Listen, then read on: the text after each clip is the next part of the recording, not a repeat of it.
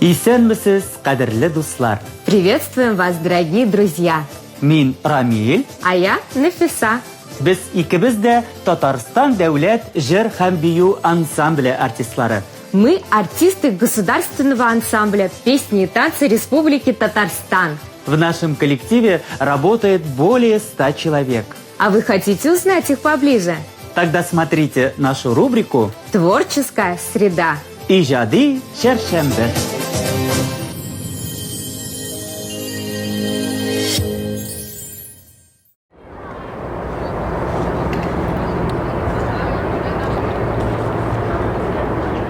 Здравствуйте! Мы продолжаем цикл передач «Творческая среда». Сегодня мы вас познакомим с солисткой танцевальной группы Алиной Гильмановой. Здравствуйте.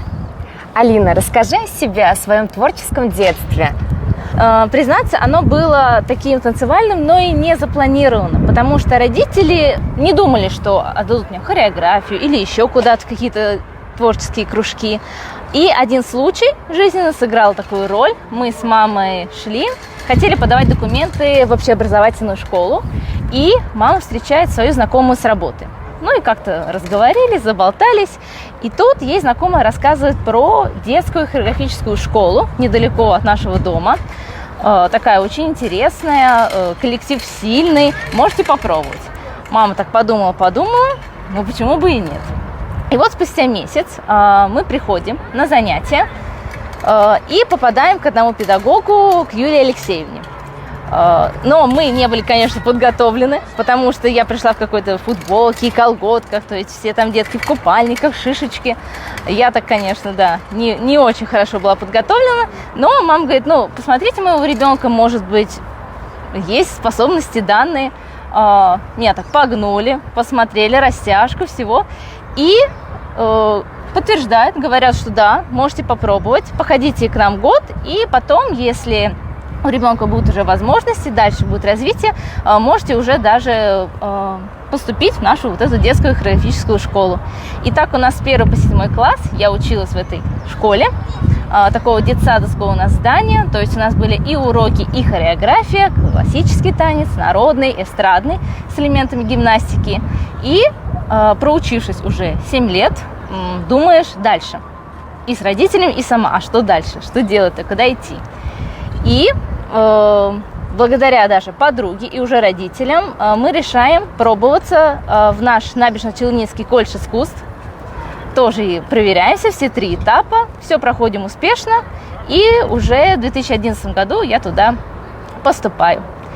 Проучившись 5 лет, таких 5 незабываемых и очень даже, скажем, классных, потому что это тоже такая и школа жизни, и школа хореографии, где тебя не только учат, как делать батман-тандзю или как вращать, а именно учат каким-то моральным навыкам, может быть, даже просто дают понять, как тебе состояться не только в хореографической среде, но и вообще в жизни. С какого возраста, получается, ты уже занимаешься танцами? Получается, если мы считаем подготовительный год, это, наверное, уже 6 лет. И вот так 6 лет и по сей день мы все танцуем и развиваемся как артисты.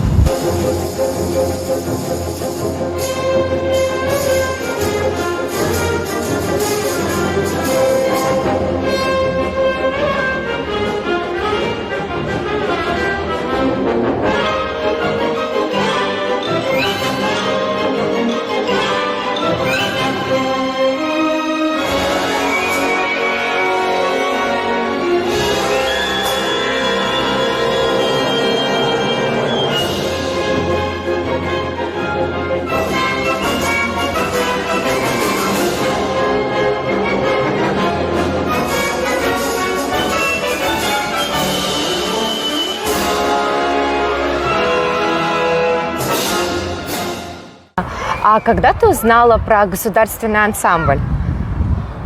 Песни и танцы Республики Татарстан? Ну, вообще, я его знала и со времен колледжа. Он тоже у нас был на слуху, и многие даже наши выпускники тоже выпускались и шли туда на работу, трудоустраиваться. Но у меня был такой так скажем, нрав, была такая мысль, что я должна куда-то далеко уехать, что я должна уехать из Татарстана, попробовать себя в чем-то большем, не знаю. Ну, то есть полностью, так скажем, поменять свою жизнь. И на протяжении 3-го курса я пробовала с московские коллективы. Это были, ну, даже не побоюсь этого слова, это был ансамбль Игоря Моисеева, это был Александровский и военные различные коллективы. Даже был момент, что вроде как меня принимают в ансамбль Александрова, но по какой-то случайности, когда я повторно уже туда приезжаю, у нас как-то не складывается ни с руководством, ни с балетмейстером, что, видимо, они все-таки решили или дать другому человеку место. Ну, в общем, как-то у нас не заладилось. И, ну, я, конечно, немножко такая была в расстроенных, подавленных чувствах, потому что, ну вот, у меня была такая мечта в Москву, а как-то так ничего не сложилось. Но спустя время жизнь показала, что мне нужно было уехать в Санкт-Петербург. Я после окончания уезжаю в Питер и трудоустраиваюсь тогда, на тот момент, это был государственный ансамбль песни и танца «Белые ночи». То есть это молодой коллектив с таким энтузиазмом. Мы работали при Доме офицеров Западного военного округа. У нас были балетмейстеры Дарья Михайловна и Евгений Сергеевич, то есть тоже такие молодые, активные, со своей какой-то четкой позицией. И были разносторонние танцы, что мне это и нравилось, что у нас были и классического формата, и народные, и эстрадные, современные. То есть для артиста это все-таки важно, когда ты развиваешься не в одном направлении, а у тебя есть несколько различных способов, да, развития в разных направлениях.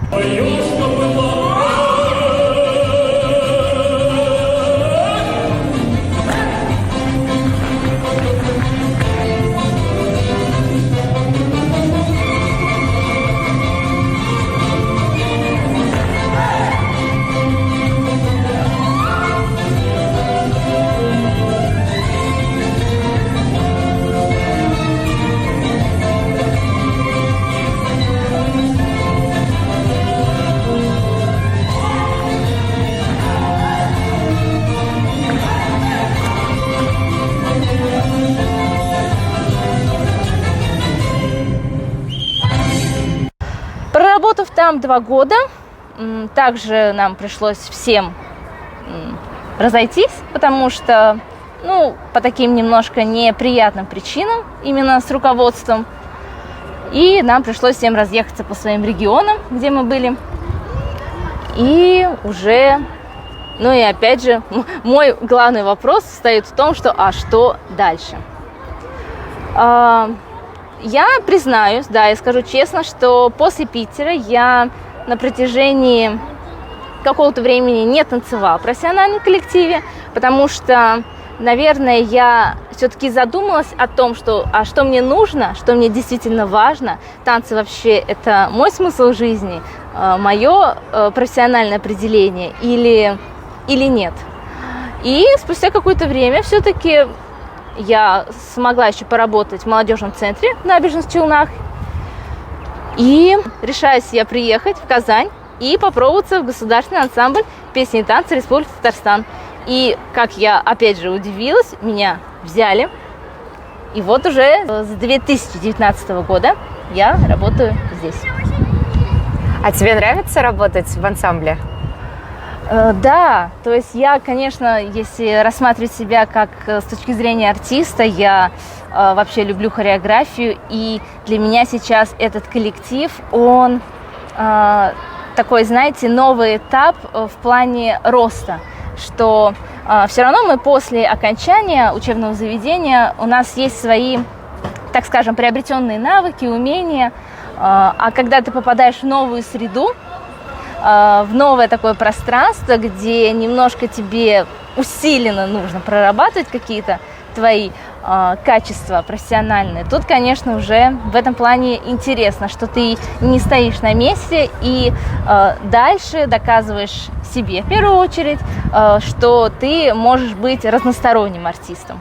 И поэтому мне, конечно, нравится работать в нашем коллективе, потому что с каждым годом открываются какие-то мои новые возможности, я чему-то учусь, что-то приобретается, и, конечно, это очень здорово. А в каких жанрах тебе нравится танцевать? Ну, такой, конечно, вопрос. Я любитель вообще всех направлений. Я, конечно, не делю что-то одно, потому что, опять же, я повторюсь, что артист все-таки должен быть универсальным.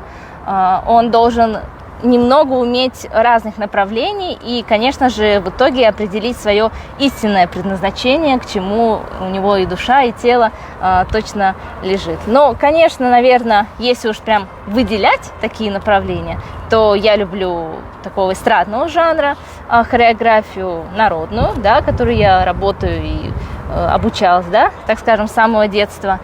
И, в принципе, я хорошо отношусь и к таким современным уличным даже направлениям. Я периодически хожу на какие-то мастер-классы по типу даже хип-хоп или контемпорари, потому что, опять же, такое развитие помогает даже что-то осознавать и даже какие-то, ну, так скажем, идеи, которые после мастер-класса ты получила, ты можешь уже применить и даже на своей основной работе.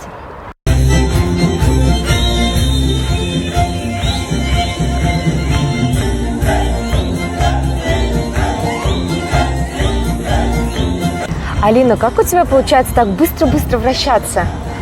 Ну, так быстро вращаться, это, конечно, дело наработки техники, хотя я даже помню, что с малого возраста педагоги говорили мне о том, что у меня есть хороший темп вращения, именно форс, устойчивость, все, что, в принципе, и необходимо для вращения. И получается так, с такого уже юного возраста и по сей день ты все равно нарабатываешь этот навык. То есть можно даже так сложить его таким уравнением, что трудолюбие плюс врожденность равно вращение. То есть... А голова сильно кружится? В обморок падала? Я, если честно, не замечаю, потому что это настолько такой отработанный процесс, что иногда даже некогда контролировать такой момент, а закружится ли голова, упаду. Но вообще так на сцене делать нельзя. Не падать, все должно быть устойчиво более-менее.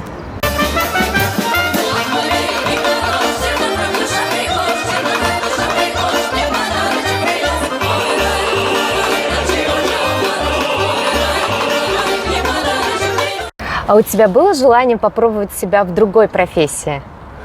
Ну, да, не буду лукавить, я задумывалась, потому что понимаю, что век артиста, он все-таки не вечен, и надо как-то, возможно, даже пробовать себя в каких-то новых профессиях, так скажем. И после того, как я из Питера вернулась к себе в Челны, поработав в молодежном центре, я попробовала себя в журналистическом деле, так скажем, записалась на курсы в новостной медиапортал sulprof.rf. Там было несколько направлений, и я выбрала написание статей, и тогда это, по-моему, называлось интервью. На протяжении 1,5 месяцев мы оттачивали свои навыки, теория, практика. Мы посещали реальные мероприятия студенческого формата, КВН, и пробовали себя как журналисты, задавали вопросы, ну, стеснялись, понятное дело. Так, кстати, я и познакомилась со своим будущим мужем, который у меня был фотографом и видеографом.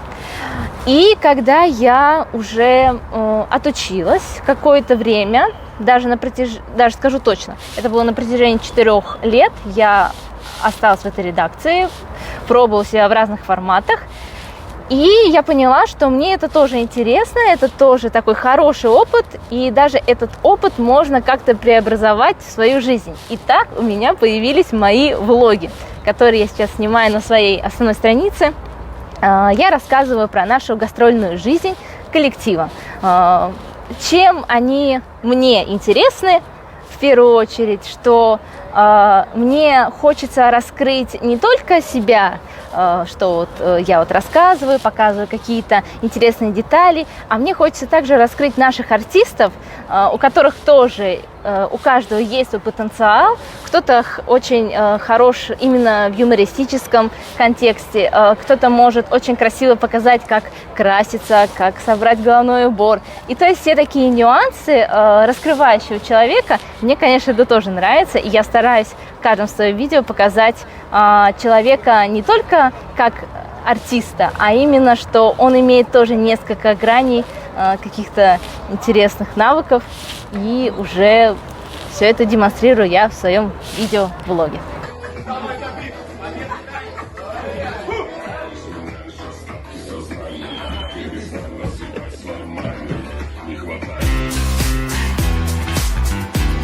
Самый вспоминающийся концерт в городе Кунгур. Рядом с нашей гостиницей был курорт «Ледяные пещеры». Там есть мост «Дамские слезы».